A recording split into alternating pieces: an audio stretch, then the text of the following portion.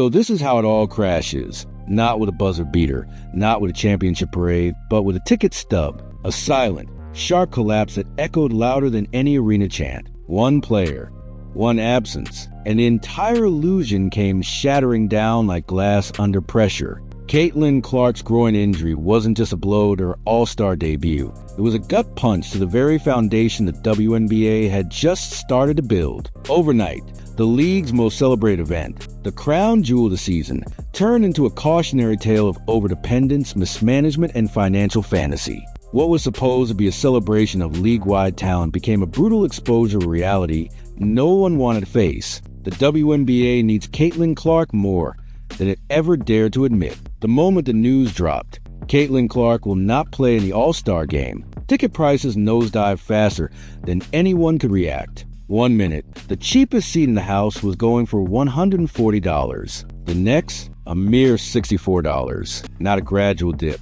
not a promotional adjustment. A full-scale, free-falling collapse. That wasn't market fluctuation. That was a panic. That was every season ticket holder, every fan, every casual buyer saying the same thing at once. No Caitlin? No thanks. It wasn't just an economic reaction. It was a cultural one. It screamed what fans were too polite to say out loud until now. This league, right now, is one name deep. What made the situation even more damning was the location. Indianapolis, Caitlin Clark's adopted battleground, her fan base, her energy source. If the city, her city, couldn't keep ticket prices afloat without her presence, what hope does the rest of the league have? This wasn't LA or New York or even Vegas. This was the home of the Fever. This was supposed to be the safest place for the league to test whether its momentum could hold without Clark. And the result? An economic nosedive. The silence from the WNBA offices was deafening, broken only by the sound of executives scrambling behind closed doors. But let's rewind for a second, because this moment didn't come out of nowhere. It was months in the making. Ever since Clark entered the league, the WNBA has danced a delicate line, trying to celebrate her without fully embracing the fact that she is the league's engine. They wanted to avoid putting too many eggs in one basket. But in doing so, they let other forces like aggressive defenders lose officiating and unchecked physicality, chisel away at their golden goose. Every no call, every cheap shot, every ignored foul, it all led here to the moment their most valuable player was forced to sit out the one event that could have solidified the league's rising momentum. And let's not forget the fans who bought tickets at full price, expecting a show. They didn't just lose money. They lost trust. They were promised fireworks and given sparklers. The bitterness from those who shelled out $140 only to see prices halve within hours will linger. That's not just buyer's remorse. That's long-term damage, the kind that affects future ticket sales, fan loyalty, and overall credibility. It's hard to convince fans your product is worth top dollar when the market slaps a clearance tag on it the second your biggest star limps off the court. Then there's the ripple effect across the locker rooms. Imagine being a player like Angel Reese or Aya Wilson, walking into All-Star Weekend ready to shine, only to realize the seats are half empty and the buzz is gone. That's not just a logistical issue, that's a psychological one. The league says it's built on equality and collective talent. But this moment sent a very different message. Without Caitlin Clark, interest vanishes. That's a brutal truth for any professional athlete to internalize, and it risks sowing resentment, self-doubt, and disillusionment across the entire player base. And here's where things get dangerously ironic. Just as the WNBA was pushing for higher salaries and better collective bargaining terms, this collapse hit. Players were finally speaking out, demanding million-dollar contracts, citing growth momentum and rising TV deals as proof they'd earned it. But when one injury can wipe out half the perceived value of your biggest event, it's no longer a conversation about equality. It's a harsh lesson in market dynamics. You can't demand NBA-level pay when the league's demand collapses the moment a single player exits stage left. What's worse, the league still hasn't taken full responsibility for the situation. There's been no mea culpa, no admission that maybe they should have done more to protect Clark on the court. Instead, there's been spin, downplaying the price crash, citing other attractions, pretending the sellout signs mean demand is fine. But the market doesn't lie. The truth is hiding in plain sight. Empty seats, discounted tickets, and a sudden hush where there should have been hype. This wasn't supposed to happen. Not in this season, not with this player, not at this event. Sponsors and media partners are taking notice too. Networks that sign multi-million-dollar deals are now staring down the barrel of a product that's only valuable when one player is healthy. That's not a league. That's a house of cards. One gust of injury, one flare-up of fatigue, and the entire thing teeters. Sponsors thought they were getting in on the rise of women's basketball. What they really bought into, it seems, is Caitlin Clark's career. Nothing more, nothing less. And now that she's momentarily out, they're watching their investment shrink faster than an ice cube on a summer court. And this isn't just a domestic issue. The WNBA has ambitions beyond borders. They want to be global. But what global brand operates on the edge of collapse? Because one player can't suit up. International audiences crave sustainability, legacy, tradition. Right now, the WNBA feels more like a flash-in-the-pan phenomenon than a long-term institution. And this all-star meltdown only reinforces that perception. A league that can't survive a single absence isn't a league at all. It's a gamble, and investors don't bet on instability. The most devastating aspect, though, this wasn't a choice. Caitlin didn't skip for ego, or load management, or personal drama. She's out because of pain, because of real physical damage, because the league let the game get too violent, too reckless, in trying to toughen her up or make her earn it. They let the wolves feast on their golden goose. And now, the egg's cracked, the fans are furious, and the money's walking out the door. That's not just tragic, it's unforgivable. Coaches, too, are feeling the sting. They've built systems, rotations, entire offensive identities around Clark's presence, not just because of her scoring, but because of the attention she draws. She tilts the court, she shifts the gravity. Without her, everything's slower, duller, less electric. And now, with this glaring drop in demand, they're being forced to acknowledge what many already feared. This wasn't a league renaissance, it was a one-woman revolution. And revolutions don't last when the leader is sidelined. Even the casual fan is now waking up to the truth. They might not follow every stat or watch every matchup, but they know value when they see it. And the message is clear.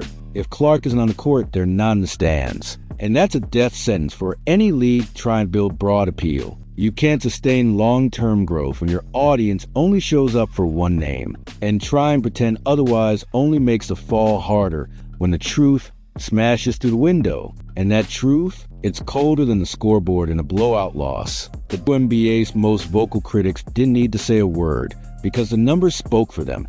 When one absence can gut your most hyped event, it's no longer about hypotheticals. It's a harsh, quantified, irreversible fact. The Caitlin Clark effect isn't some marketing exaggeration. It's a heartbeat of the entire operation. And when that heartbeat falters, everything flatlines. The spotlight that once cast a glow now burns with scrutiny. Because now everyone, from fans, analysts to financial backers, is asking the same terrifying question. What is the WNBA without Caitlin Clark?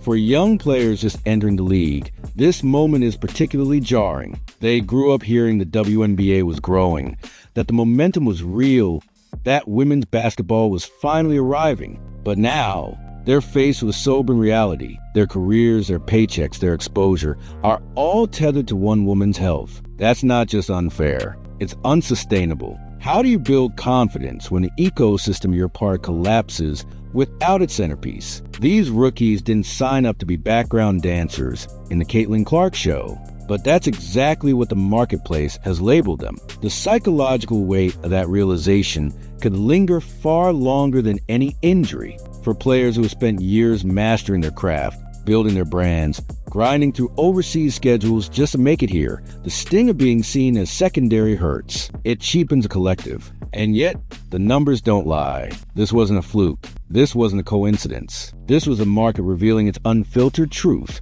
Interest in the WNBA is not yet deep. It is concentrated, laser focused on one transcendent figure. Without her, the league looks less like a movement and more like a moment. And if you think this is just about fans, think again. The executives know it. The agents know it. The broadcasters certainly know it. Internally, there's panic. There's spin. But beneath the surface, there's a quiet resignation. They bet everything on one rising star, and now they're paying the price for not protecting that investment. The bruises Clark collected weren't just physical. They were financial time bombs, and one finally went off. The All-Star game was supposed to be her coronation. Instead, it became the league's exposure therapy. And the hangover will last a lot longer than a weekend. Television partners, meanwhile, are watching this play out with clenched jaws. The deals they inked, the schedules they prioritized, the promotional campaigns they launched, all hinged on Caitlin Clark being front and center. Her injury didn't just disrupt the game, it disrupted a business model. And when your broadcast value is so tied to one player's availability, it stops being a partnership. It becomes a hostage situation. What happens the next time she's injured, or retires, or chooses to walk away? The league hasn't just put its eggs in one basket. They've welded the basket shut and thrown away the key. Now let's talk image. The league has worked overtime to present itself as a progressive, unified, player-first environment. But this moment shatters that illusion, because the truth is, they failed their star. They let her get battered night after night, then acted shocked when she broke. The officials were slow to react. The commissioner was slow to speak. The narrative was slow to shift. And by the time the league finally acknowledged what was happening, it was too late. Caitlin was sidelined, the All-Star game was gutted, and the WNBA's carefully curated image was cracked right down the middle. Even worse, the optics surrounding the other players. No matter how hard they've worked, no matter how much talent they bring to the table, the market just told them they don't move the needle. That's devastating. It's one thing to be second fiddle. It's another to be invisible when the star exits. This isn't about ego, it's about identity. When the numbers say your presence doesn't matter without Caitlin Clark, it forces a reckoning. What does that mean for your career? Your legacy? Your leverage in contract talks? The league is creating a hierarchy it can't undo, and the resentment fosters may be irreversible. And let's not ignore the fans, the ones who stood by the WNBA through years of low exposure, who defended it against critics, who believed this was a moment it all changed. They didn't just feel disappointed. They felt duped. They bought into the vision. They paid the prices. They showed up ready to support the future. But when that future vanished due to injury, they were met not with transparency, but deflection. And that betrayal stings, because loyal fans can forgive a lot, but they can't forgive being sold a dream only to be handed a coupon for a discount seat at a diminished spectacle. So now the question becomes, what next? Because if this ticket crash was a warning sign, what happens during the playoffs if Clark is still recovering? What happens in next year's All-Star game if she opts out for rest? What happens if another team becomes dominant but lacks a star of her magnitude? The WNBA doesn't just need contingency plans. It needs a complete rethinking of how it distributes attention, protects its talent, and sustains interest, because this isn't a dip in the road. It's a cliff, and they're speeding toward the edge without brakes. What makes this even more tragic is the timing. This was supposed to be the victory lap. The league had the spotlight, the momentum, the culture on its side. Brands were lining up. Celebrities were sitting courtside. Social media was buzzing. This was a chance to level up, to become something more than a niche. But instead of capitalizing, the WNBA exposed its biggest weakness, fragility. Not just physical, but structural. And now the narrative has shifted from celebration to crisis, from progress to panic, from finally to the international implications can't be ignored either. The WNBA wants to expand, to reach new audiences across oceans. But how do you market a league globally when it can't even hold steady domestically without one player? International fans aren't just watching highlights, they're watching headlines. And this headline, it screams instability. When ticket prices collapse and TV ratings nosedive over one name, that's not expansion, that's contraction waiting to happen. And international investors aren't in the business of shaky returns. The league's leadership